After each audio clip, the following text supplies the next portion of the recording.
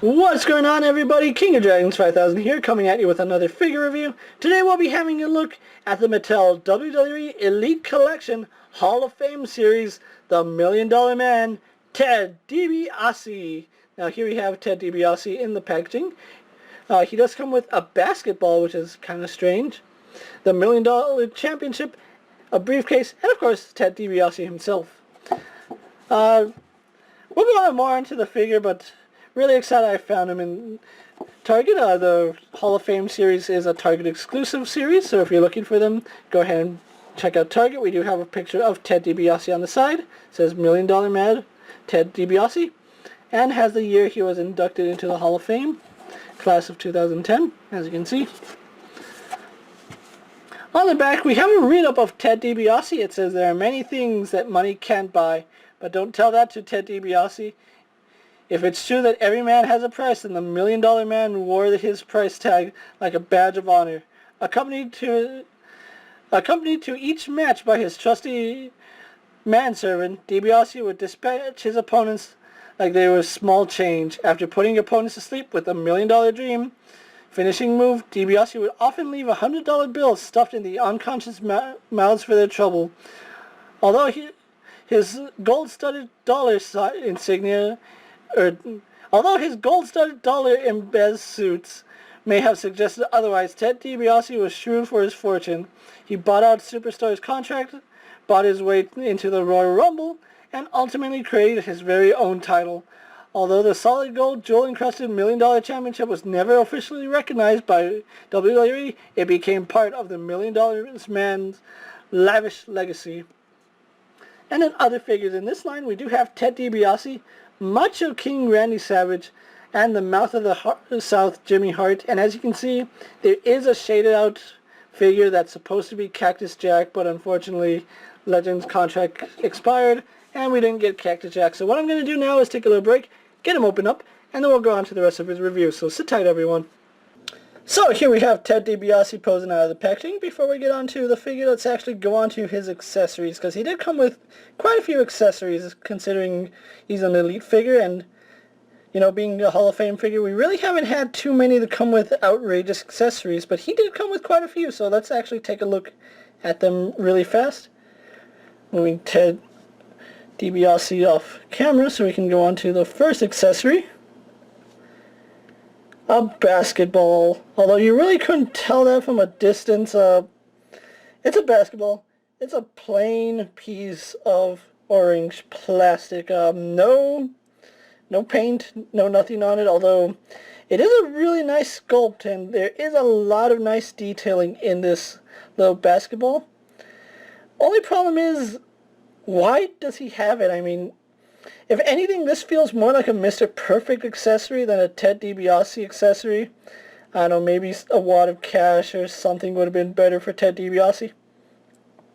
But we at least get this, so spare parts maybe? Maybe you can have a cool diorama with this? I don't know. Moving that off and getting it out of his hand, he does come with a golden briefcase, which I'm actually excited to have this briefcase, because this is actually a smaller briefcase than the Money in the Bank briefcase that we got with Seth Rollins and the briefcases before that. And this is a really nice small briefcase. In fact, if you look at it in comparison, it's about the right size the briefcase should be. So I'm pretty sure if I can find a Money in the Bank decal, I'm definitely turning this briefcase into a Money in the Bank suitcase. So there is that, so I like it. It also does open up, which, you know, like I said, wad of cash. Being Ted Dibiase, he is a $1 Million Man, and money is no object for him. But really like this accessory. Small briefcase is better than oversized briefcase. And let's see if I can't get it off his shoulder. Okay. He does come with the $1 Million title. Officially not a real title, but nonetheless it is a title belt that Ted Dibiase made. You can see, unlike all the other title belts, it only has one clamp, so one size fits all, I guess. It's just a gold plastic with the silver paint. I really don't know how they would have improved on this title belt, and the camera got out of focus. And the only reason I say this is that if they had vac metalized it like they do all other titles, like all this gold and silver would be peeling off just from like the first use. So I don't know, it's a really okay accessory. There's really no other way that they could have done it any better unless they made it a solid piece of plastic, but then it would just be flat like that, and you can see the trademark on the back. Some nice detail in the rhinestones right here, which is good. So that's all the accessories Ted DiBiase comes with, if you're wondering. No, it really doesn't fit him properly. Let's actually show that off really fast, moving the camera out. And then we'll just loop this title on Ted really fast. Like I said, it doesn't really fit on him all too well. It is fairly loose on him. You can see it's not a title that's meant to be worn. I think over the shoulder looks much better, but really glad they included Ted DiBiase's belt with him, because if they weren't going to include it, I mean, how else will you know he's the $1 Million Man? But let's get on to the figure. Let's do a 360 really fast of Ted here. Gonna say, this was a figure that Mattel kind of had the right idea with. They just didn't execute it properly. And it's really one of those that it could have gone either way with how they fixed it. Not saying that there's a problem with this figure. I'm just saying, let's move the accessories off. I'm just saying that he could have been done better. I believe this is his first Elite release. I might be wrong, but I think all other Ted DiBiase figures have been basic up until this point. And let's actually go on to a comparison really fast, moving Ted off to the side. And bringing in the basic Ted DiBiase figure, and as you can see there is some slight differences. Looks like basic Ted is actually taller, which is strange because Elite Ted has longer boots, but looks like his waist is lower. But you can see what I'm talking about. Ted DiBiase wasn't a thin guy. He was kind of chunky. He wasn't fat, but he wasn't skinny. He was average, which is why they gave him the, I guess, average build with no, muscles in the abdomen, which is fine, but his head just seems a little oversized, in my opinion. Like, if they had made just a slightly larger body and used it for Ted DiBiase, it would look right. Just this figure alone, the head looks huge on him, and like I said, making his body just a tiny bit bigger would have really helped this figure out. I mean, like I said, it could have gone either way. They could have gone with a smaller head and it would have looked fine, or they could have gone with this head with a slightly bigger torso and that would have looked fine. But I don't know, like I said, it could have gone either way. I'm leaning toward the bigger body, but I digress. Let's actually go on to his detail. Moving the camera up. Does this look like Ted DiBiase, in my opinion? From certain angles it does. I mean, from a straight-on angle, it kind of actually looks like my uncle, honestly. I'm not saying that Ted DiBiase is my uncle. If he was, I probably would be in WWE right now. But anyway, like I said, he kind of looks like my uncle from a straight-on view. From a side profile, looks more like Ted DiBiase. When you lean him back so he's laughing, that looks like Ted DiBiase.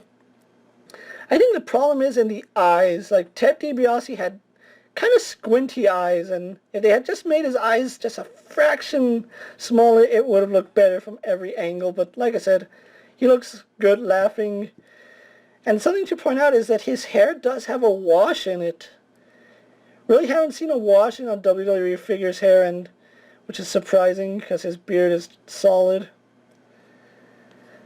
But like I said, he is using the bigger quote-unquote torso build. You can see the money emblem on the side, and there's actually some nice detailing in there. I'm not sure if you can pick that out, but it looks like there's rhinestones in the dollar symbol, but it's actually not. It's just really well executed. I do like that detail. And then he still has the money logo, or money symbol on his boots. which is really nice. And I kind of do like the black attire more than the white attire. I just think black is an overall better color for wrestlers. But moving the camera out really fast so we can go on to his articulation. He does have a ball jointed head which looks up surprisingly well. Not down, but up he can get it really high up, and I guess that's due to the ha ha ha ha pose. Arms on a ball joint go out. Oh, well, yeah, he has a ball joint in the head. Moves all around really well. I didn't even notice that at first. But moves side to side. Really good range of movement. I just wish the head could look down further. Arms on a ball joint go out. Do a full 360. Swivel at the bicep. Single jointed at the elbow. Spins and bends at the wrist. He has an ab crunch, which really doesn't go back too far, but it does go forward just enough. Waist swivel. Legs go forward, back, and out. He swivels at the thigh. Double jointed in the knees. That's one joint, and there's the second one. He spins at the boot. Has an ankle hinge as well as some pivot in the ankle, so that's pretty good, and it's the same on both sides. So what I'm going to do now is take a little break, get Ted DiBiase pose for my final thoughts, and we'll wrap up this review, so sit tight everyone. So here we have Ted DiBiase pose for my final thoughts. Overall, a really well executed figure. The only problem I have with him, like accessory wise, is this basketball.